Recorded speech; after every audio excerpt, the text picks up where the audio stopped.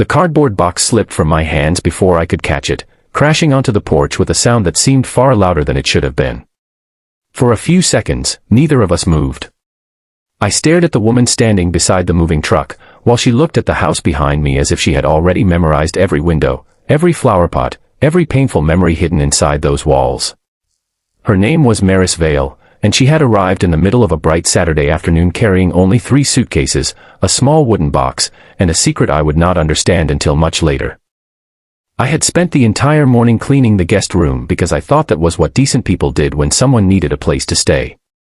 I had no idea that by sunset, the room I had carefully prepared would become the least important room in my house. Before we continue, if you believe that kindness can give people second chances when life has taken almost everything from them, please take a moment to like this video, share it with someone who needs a little hope today, and subscribe to Dot. Sometimes the smallest act of kindness becomes the beginning of a completely different life. My name is Gideon Mercer, and for almost 5 years, I had lived alone in a quiet blue house at the end of Willow Creek Lane. The house had belonged to my parents, and after they passed away, I had kept it exactly as they left it. Their old photographs still stood on the hallway shelf. My father's worn gardening gloves remained in a drawer near the kitchen. My mother's favorite chair sat beside the living room window, untouched.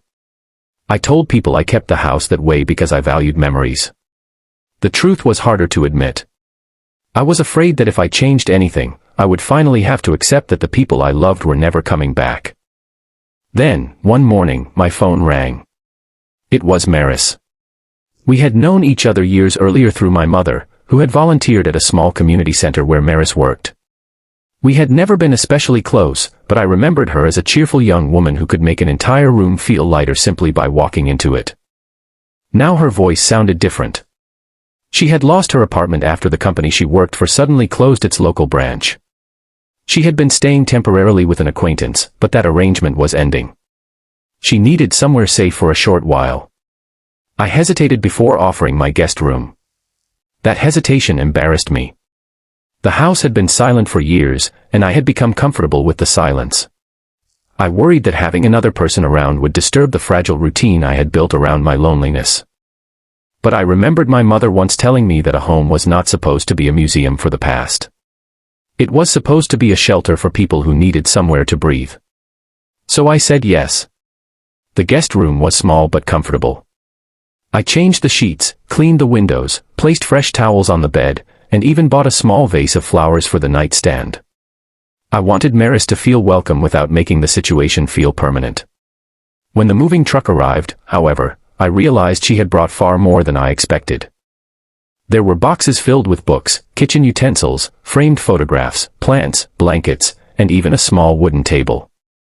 I stared at everything in disbelief.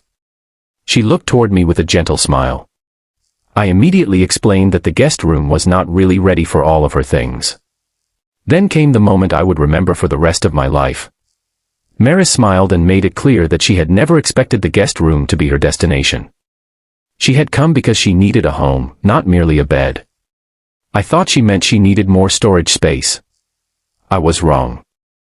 That afternoon, she helped me carry boxes into the house. She did not complain about the dusty hallway or the old furniture. Instead, she moved through the rooms with a strange familiarity, as though she understood something about the house that I had forgotten. While carrying a box into the kitchen, she noticed my mother's chair visible through the doorway. She stopped. For several seconds, she simply looked at it. Then she quietly told me that my mother had once given her the chair's matching cushion when she was going through a difficult time. I had never known that. That was the first crack in the wall I had built around my memories. Over the next few weeks, something unexpected happened. The house changed. Not dramatically. There were no expensive renovations or major transformations. Instead, small things began happening. A cup appeared beside the sink. Fresh flowers appeared on the kitchen table. The curtains were opened every morning. Music played quietly while breakfast was prepared. The silence that had once protected me began feeling like something I no longer needed. But I remained cautious. Maris had clearly been through difficult years, and I did not want to confuse kindness with responsibility. She had her own life to rebuild, and I had spent too long living inside my own grief. Then one afternoon, I found her sitting on the front steps with the small wooden box she had brought from the moving truck. She looked troubled. Inside the box were old photographs, letters, and a faded photograph of a little girl standing beside a woman. I recognized the woman immediately. It was my mother. The little girl was Maris. My heart stopped. I had known my mother helped many people through the community center, but I had never realized how deeply she had affected Maris's life. Years earlier, when Maris was a teenager, her family had fallen apart financially. Her father had disappeared from their lives, and her mother had struggled to keep their home. Maris had nearly left school because she believed she needed to work full-time. My mother had quietly helped her. She found scholarships.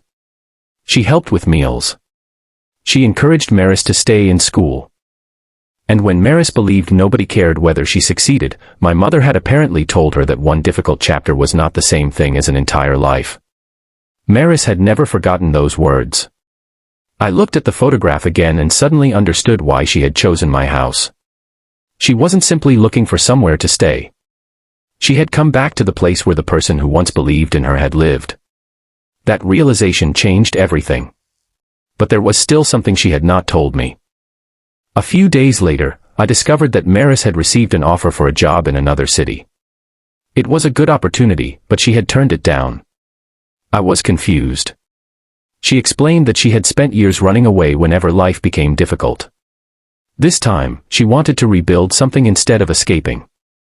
She had started volunteering at the same community center where my mother once worked. She wanted to continue the work my mother had started. That was the moment I realized she was not staying because she needed me.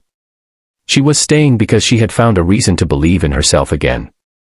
And somehow, watching her rebuild her life forced me to confront my own. I had spent 5 years keeping my mother's house exactly the same because I thought changing it would betray her memory. Maris helped me understand that remembering someone did not mean freezing your life in the moment you lost them. So we began changing the house together. We painted the hallway. We repaired the broken garden fence. We cleaned the attic. We opened windows that had remained closed for years. And one Saturday morning, we carried my mother's old chair into the community center.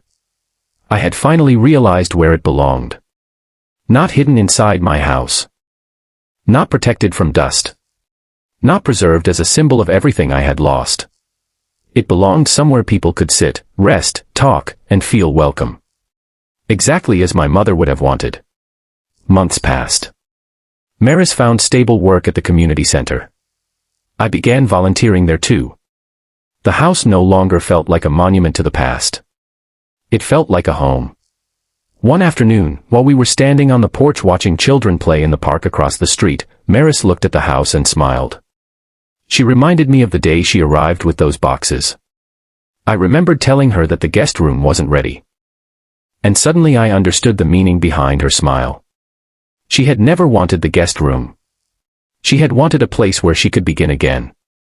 And without realizing it, I had needed exactly the same thing. Sometimes two people meet at the moment when both believe they are helping the other person. Only later do they realize they were helping each other. Maris had entered my life carrying boxes from a broken chapter. I had opened my door thinking I was offering her shelter.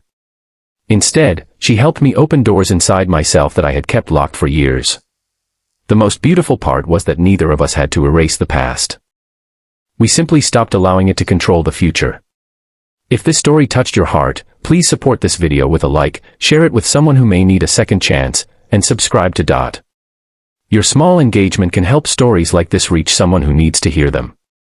And before the ending, I have one special request: everyone deserves a second chance.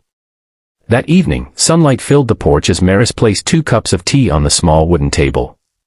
The house was no longer silent. There were voices inside, flowers near the windows, photographs on the walls, and memories that no longer hurt quite as much. I looked toward my mother's old chair and smiled. For years, I had believed that keeping everything unchanged was how I honored the people I had lost. Now I finally understood. The best way to honor someone who taught you kindness is to keep giving it away. And sometimes, when you open your door for someone who needs a place to stay, you discover that they were never meant to occupy your guest room. They were meant to remind you what a home was supposed to feel like.